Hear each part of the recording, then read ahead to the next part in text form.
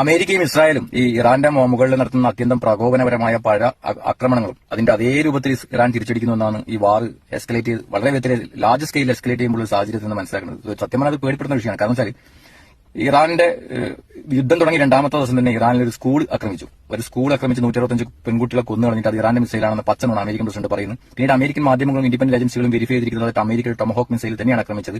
പിന്നീട് അമേരിക്കൻ ഡിഫൻസിന്റെ ചില ആളുകൾ പറഞ്ഞു മിസ് കാൽക്കുലേഷൻ ആണെന്ന് പറഞ്ഞത്. അത് ഒരു കാരണവശാലും മിസ് കാൽക്കുലേഷനോ അല്ലെങ്കിൽ അങ്ങനത്തെ ഒന്നും വരാൻ പാടില്ലാത്ത ഒരു വിഷയം അവിടെ നടന്നു.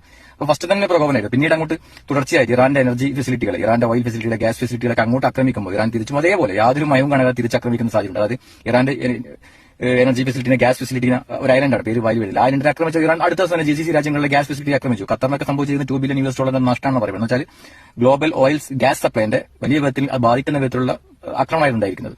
അപ്പോൾ അതിനുശേഷം ഇപ്പോൾ ഏറ്റവും പുതുതായി വന്നത് ഇറാന്റെ ന്യൂക്ലിയർ ഫെസിലിറ്റി എന്ന് പറയുമ്പോൾ ന്യൂക്ലിയർ യുറേനിയം എൻറിച്ച്മെന്റുമായി ബന്ധപ്പെട്ട് കിടക്കുന്ന നെറ്റാൻസിലെ ഫെസിലിറ്റിയെ യാതൊരു പ്രകോപനമില്ലാതെ ഇസ്രായേൽ അമേരിക്ക ആക്രമിക്കുകയും നമുക്കറിയാം ഇത്തരം ഫെസിലിറ്റികളെ അന്താരാഷ്ട്ര നിയമങ്ങൾ ഒരിക്കലും അനുവദിക്കുന്നില്ല. കാരണം ഏതെങ്കിലും വിധത്തിൽ റേഡിയേഷൻ ഉണ്ടായി കഴിഞ്ഞാൽ 300 to 600 കിലോമീറ്റർ അതിന്റെ റേഡിയസിൽ അത് വ്യാപിക്കും. അത് അത്യന്തം പ്രശ്നമാണ് എന്നൊരു സാഹചര്യമാണ്. അപ്പോൾ യാതൊരു പ്രകോപനമില്ലാതെ ഭയങ്കരം ഒരു ഡാമേജും ഡിസാസ്റ്റർ ഉണ്ടാക്കുന്ന ഉദ്ദേശത്തിൽ തന്നെ ഇറാന്റെ നെറ്റാൻസിലെ ന്യൂക്ലിയർ ഫെസിലിറ്റി ആക്രമിച്ചാൽ അതിന്റെ അടുത്തൊന്നും ആക്രമിച്ചില്ല, തൊട്ട് അടുത്തുള്ള സറൌണ്ടിംഗ് ഏരിയയിലേക്ക് ഞങ്ങൾ ഇതാ ടാർഗറ്റ് ഞങ്ങൾ ഉണ്ട് എന്ന വിധത്തിൽ സൂചിപ്പിക്കുന്ന വിധത്തിൽ ആക്രമിക്കുക. അപ്പോൾ ഇറാൻ എന്തായാലും അതിനെ കണ്ണും കെട്ടി നോക്കി നിൽക്കുന്ന സാഹചര്യം ഇറാൻ തിരിച്ചാക്രമിക്കേണ്ടത് ഇസ്രായേലിന്റെ ന്യൂക്ലിയർ ഫെസിലിറ്റിനാണ്. ഡിമോന എന്ന് പറയുന്ന ന്യൂക്ലിയർ ഫെസിലിറ്റി സ്ഥിതി ചെയ്യുന്ന സ്ഥലത്ത് 13 കിലോമീറ്റർ ചുറ്റളവിലുള്ള സിവിൽ ഇൻഫ്രാസ്ട്രക്ചർ അവരെ ആക്രമിച്ചു. തിരിച്ച് കൊടുക്കുന്ന മെസ്സേജ് എന്താ?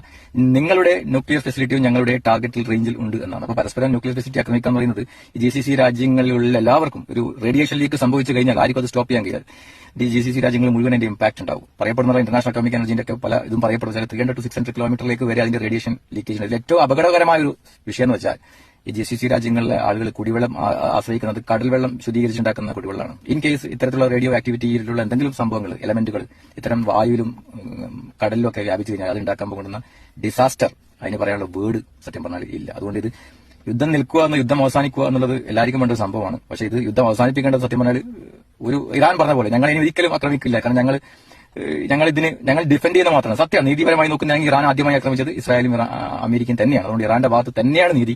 അതുകൊണ്ട് ഇറാന് വേറെ മാർഗ്ഗമില്ല. ഇറാന്റെ വിദേശകാര്യമന്ത്രി പറഞ്ഞു ഞങ്ങൾക്ക് യുദ്ധം എന്ന് പറയുന്നത്